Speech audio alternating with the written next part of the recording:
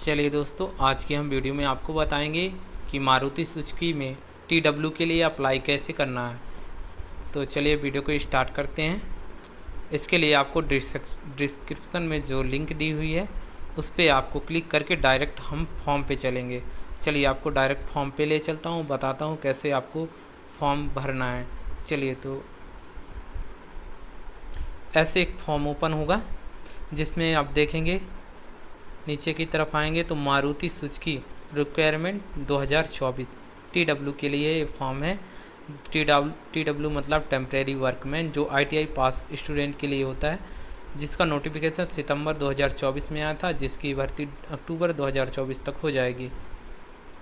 इसके लिए अप्लाई कैसे करना है, तो चलिए वीडियो को स्टार्ट करेंगे। इसमें हम आपको बताएंगे कि अप्लाई कैसे करना है। नीचे की तरफ आप आएंगे तो इसके बारे में थोड़ा जानकारी देता हूँ मैं। तो ये जो कंपनी है ये गुड़गांव मनेसर में स्थित है, जो दिल्ली में है। और मंथली सैलरी जो इसकी अप्रॉक्स सैलरी होती है वो 30,852 रुपये है, जिसमें PF भी इसी से कटेगा और कुछ खाने पीने का इसी से कट जाएगा। तो लगभग 26,000 के रुपये इन हैंड सैलरी आएगी आपकी। और जो इसका एजुकेशन क्वालिफ़िकेशन है तो ये ITI पास स्टूडेंट के लिए है, जिसका फिटर ट्रेड है welder, painter, general electrician, turner, diesel mechanic, machinist, grinder, tool, die, motor mechanic, vehicle, tractor mechanic, इन सब के लिए वैकेंसी निकली हुई है। और एज रेंज है लगभग 18 to 26 ईयर्स है। सिलेक्शन प्रोसेस है इसका online assessment, technical aptitude, behaviour आपसे पूछा जाएगा इंटरव्यू में, पर्सनल इंटरव्यू भी होगा, अटेंड वेरिफिकेशन होगा, फिर एम्प्लॉयमेंट मेडिकल चेकअप होगा, ज्वाइनिंग, ऑनबोर्डिंग, इंडक्शन, ट्रेनिंग। फिर इसके बाद ट्रेनिंग भी होगी, कुछ 10-15 दिन की होगी। वहीं पे ट्रेनिंग रूम में आपको जब इंटरव्यू होने के बाद आपको बुलाया जाएगा, इसके बाद ट्रेनिंग होगी। चलिए, तो इसमें बताएंगे कि फॉर्म कैसे अप्लाई करना है। इसके लिए आपको इस लिंक पे क्लिक करना होगा। ये जो रजिस्ट्रेशन लिंक है, इस क्लिक हेयर पे क्लिक करना होगा। चलिए हम करके दिखाते हैं।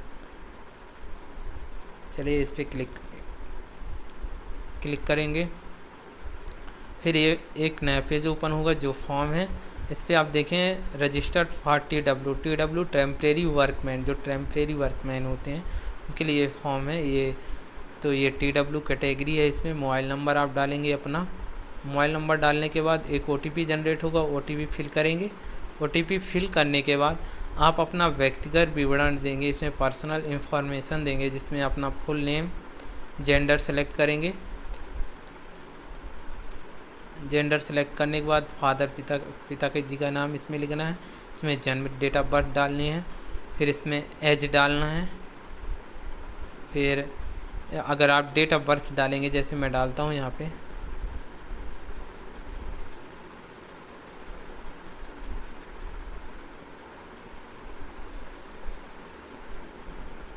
जैसे एज डालते हैं हम,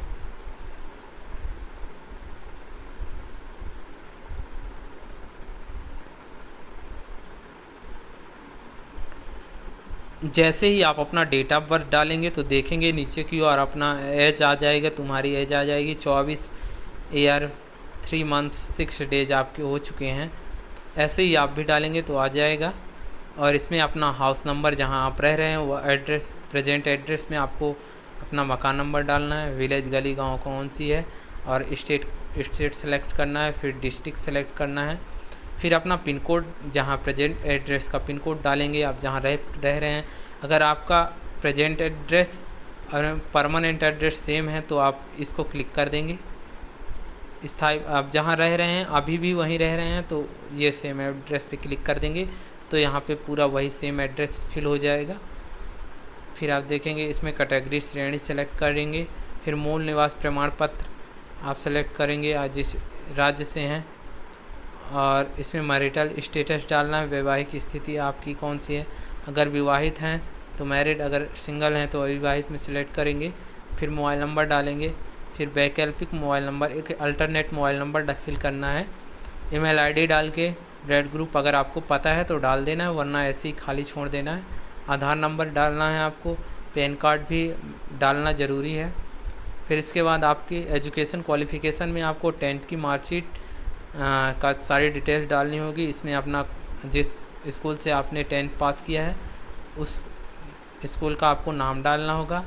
फिर आपको वैसा पत्रचारा आप जिस स्ट्रीम से उसको किए हैं, रेगुलर किए हैं तो रेगुलर, वरना ये अगर रेगुलर नहीं किए तो सेकंड नंबर ऑप्शन सेलेक्ट करेंगे।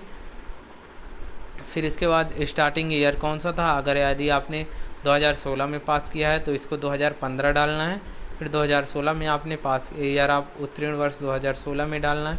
जैसे आपने 2016 में पास किया तो 2015 आपका स्टार्ट हुआ होगा। जैसे 2018 में आप पास हुए तो 2019 डालना है यहाँ पे, और 2020 यहाँ पे डाल देंगे ऐसे। फिर इसके बाद आप परसेंटेज डाल सकते हैं, जितने परसेंट आपके बने हुए हैं प्रतिशत आप उतना डालेंगे। फिर इसके बाद 12वीं कक्षा में आपने 12वीं कक्षा आप किस विद्यालय से पास किए उसका नाम, फिर वही रेगुलर किए हैं तो इसमें रेगुलर डाल देंगे, वरना सेकंड नंबर ऑप्शन सेलेक्ट करेंगे। फिर इसके बाद स्टार्टिंग ईयर मंथ डालना है आपको। अगर आपने 2021 में पास किया है, 2021 में पास किया है तो स्टार्टिंग आपकी होगी 2020 और उत्तीर्ण वर्ष होगा 2021, ऐसे कर देना है। फिर आप यहाँ परसेंटेज डाल देंगे जितना आपका परसेंटेज बना था। फिर इसके बाद एनी अदर ग्रेजुएशन यदि आपने किया है तो यहाँ डाल सकते हैं, पर मतलब मैंडेटरी नहीं है कि डालना ही है, अगर किए हैं तो डाल सकते हैं। फिर इसके बाद हमने ITI किया है तो ITI का विवरण डालना होगा, जिसमें अपना कॉलेज का नाम डालना होगा। ITI लोकेशन आपने जिस कॉलेज से किया है उसका लोकेशन डालना होगा। और ITI टाइप संस्थान आपकी किसी गवर्नमेंट से किया है तो गवर्नमेंट, और यदि प्राइवेट से किया है तो प्राइवेट, हमने गवर्नमेंट से किया था।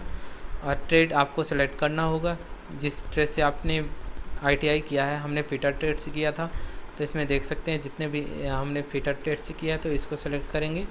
फिर इसके बाद स्टार्टिंग ईयर वर्ष आपने किस ईयर में स्टार्ट किया था, यदि आपने 2020 में पास किया है तो आपने 2018 में इसको स्टार्ट किया होगा।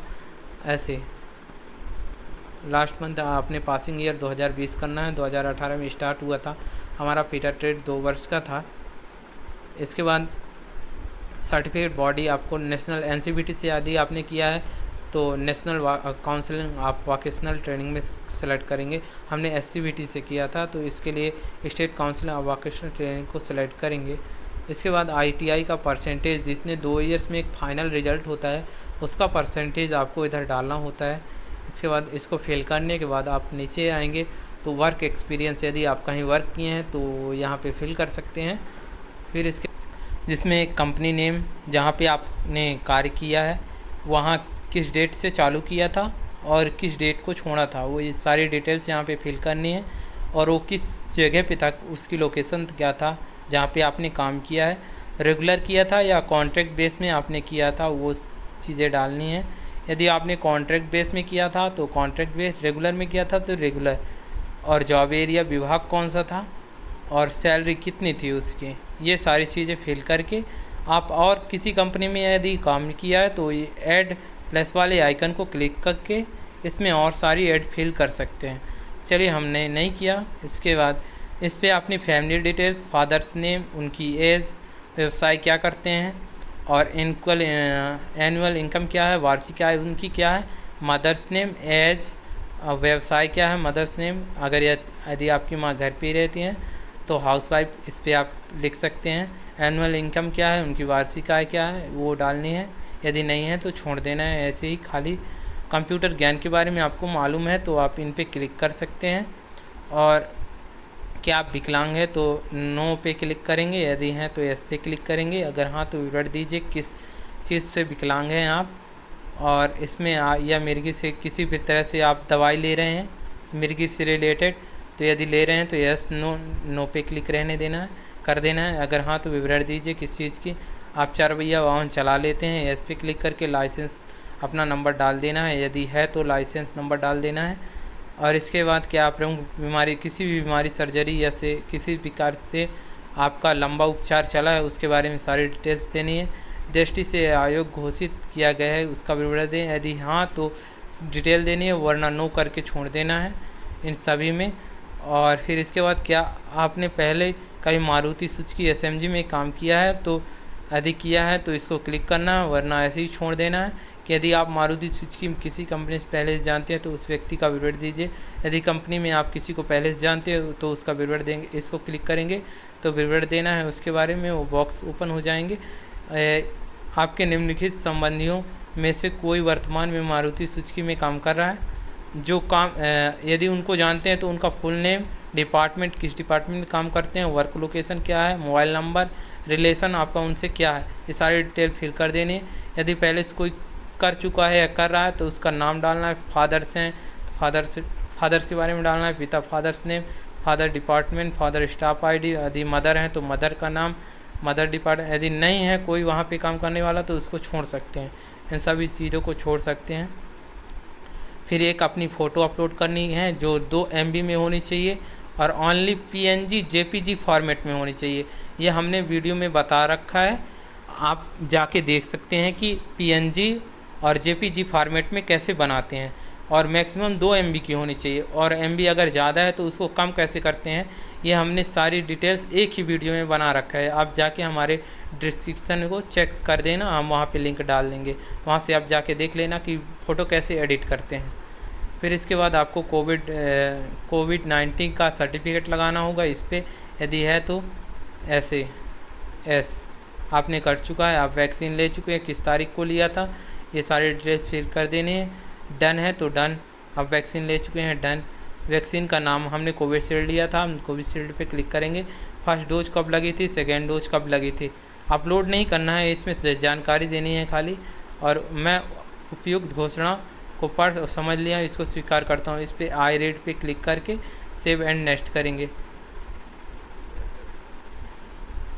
हमने फॉर्म पहले से ऑलरेडी भर चुका है तो इसलिए हम आपको बता रहे थे। और इस पर आपको जाके सेव एंड नेक्स्ट करेंगे तो वहाँ पे आपको सारी डिटेल्स फिल करके आपको जब भी आप चुने जाते हैं तो आपको कॉल इंटरव्यू के लिए आ जाएगा। और इसमें 100% कॉल आता है, ये कोई फेक नहीं है, आप इस पर जाके ट्राई कर सकते हैं। इसमें कॉल आएगा ही आएगा इंटरव्यू के लिए, चाहे 1 महीने में आए या 2 महीने में, 2 महीने के अंदर आ जाता है इसमें। चलिए मिलते हैं अगली वीडियो पे, धन्यवाद। अगर वीडियो अच्छी लगे तो हमारी वीडियो को लाइक एंड चैनल को सब्सक्राइब करना ना भूलें।